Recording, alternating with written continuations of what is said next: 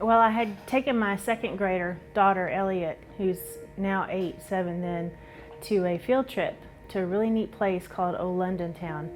And by the end of the day, I couldn't walk, I couldn't talk, I couldn't function. And one of my friends looked at me, my mom's school friends looked at me, and she said, when I took my sunglasses off, she said, "You have to go to the ER." Same thing had happened to her husband.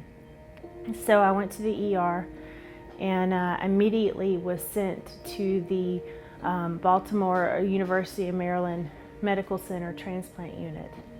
And I was admitted in ICU in full heart, kidney, and liver failure. It didn't register. All I could think about was, Noah has a football game tomorrow.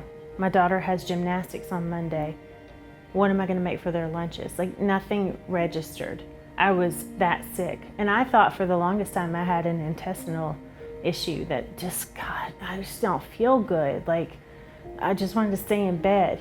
But then it got to the point that I couldn't walk up and down the stairs without just trying to catch my breath. And come to find out, I was at 20% ejection heart rate. Like, my blood was only producing 20% outside of my heart.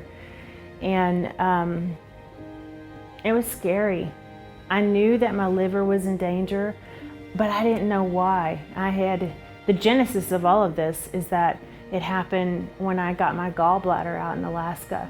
I got a virus, and it literally one by one took down my organs. And by October of 2017, I was dead. I was not given the option of a living donor because your liver can recoup, it can grow back. I was not given that option. I was given the option, you either die or you accept a liver that will come your way. And being in Baltimore, I'm not sure if everybody knows, but that is the #1 opioid overdose city in the United States. And it's also the highest murder rate capital in the world, or at least in the United States. And I knew that my donor was going to come from the streets of Baltimore. And so I just started praying for him because I didn't know what else to do. You know, my mom is Janice Hawkins, and she has an attitude problem sometimes, and I love her for it because I think it's wonderful, and she's bold. But she's also bold in her faith. And I had been laying in the bed for almost 3 weeks waiting for my liver. And at that point, I had undergone dialysis and kidney dialysis, dialysis for my heart and dialysis for my kidney. And so both of them came back perfectly clear. I was cleared for the liver, but I was still dying. I maybe had 24 to 48 hours, and I had my doctor came in and she said, "You need to say goodbye to your children." And I said, "What?" I'm laying on my side. My mom's at the end of the bed, eating soft serve ice cream, and I'm not saying goodbye to anybody. At that point, I'd been there for 3 weeks, and we had never let our children come in to the room to see how sick I was. And so my mom, I just didn't know what to say. I didn't have the energy. I knew I was dying, and I just couldn't find it within me. But I knew that I had no choice but to live for those two children. Noah just turned 10, Elliot just turned 8. They needed a mom, not somebody else's mom, not a stepmom. They needed me. And so I looked at my mom, and she had her foot propped up because it was right before she got her hip replacement. And she looked almost with like crossed arms. She looked at me, and then she looked at the doctor, and she went, "Mm-mm." And then just looked outside at the the Baltimore Harbor, and was just like, "No, we're not giving up. We're not saying goodbye." And the next day I got the call that the liver was available. A new liver or a new organ any day is better than no new organ, no new liver on a bad day, or a good day, or however you want to put it. I knew that if I wanted to live another 48, 24, 12 hours, because I was dying, and I knew it, I could feel things shutting down. I knew that I had to be willing to accept this life. And so, like I said, I stared out into the Baltimore Inner Harbor, and it was late fall, and I just cried, and I thought, why does this have to happen to him? But I had to realize that no matter if his family had said, you know, we love you, goodbye, years ago, or if they didn't even know where he was now, I knew that I had been told I was accepting, if I accepted a liver from a 32-year-old male who had overdosed on heroin laced with fentanyl. I chose that. But one day of having a liver that works, even if there's drugs in it, is far more, I mean, I can't even explain it, just the joy that it gave me. And here I am. I was 10 months on Friday, and today is what, Wednesday?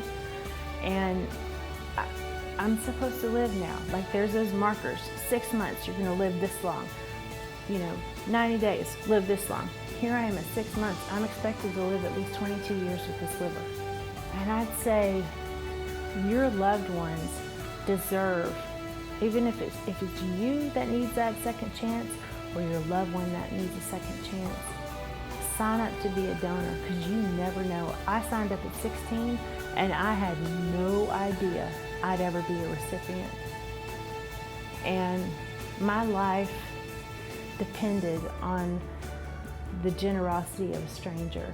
But there is nothing more joyous than to wake up each morning to the sound of my kids, my dog, my cat, Dan yelling at everybody to get ready, you know. I wouldn't trade that for the world. That was the worst pain I've ever been through. A liver transplant is really painful, and I promise you, take care of your body now. Take care of the organs that God has given you, because you don't want to, you most likely will never receive a transplant. And if you get lucky enough or blessed enough, you don't want that pain. They have allowed me to be a mom again, to be a wife again, to be a contributing member of society again. And there is nothing more that they could do. I can't imagine. I think about my Noah, and I know because I knew the questions to ask. He was 32. He was on drugs. I know Inner Harbor. He probably died alone and cold because it was November. And I know that if it was somebody else, if it was my Noah, who's 10, out there on those streets, I would want to know that something good came from his life. We all know what this guy chose to do, and I hate that for him. But I'm so thankful that I now have a chance to be Katie again. And we have one chance to have a legacy, and that is now. And whether it be you do something so simple as sign up to be a donor on the National Donor Registry, or you donate your time, it doesn't matter. There are so many needs out there for people.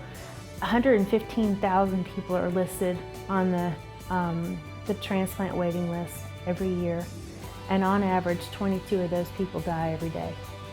There is no reason that all of us shouldn't be signed up.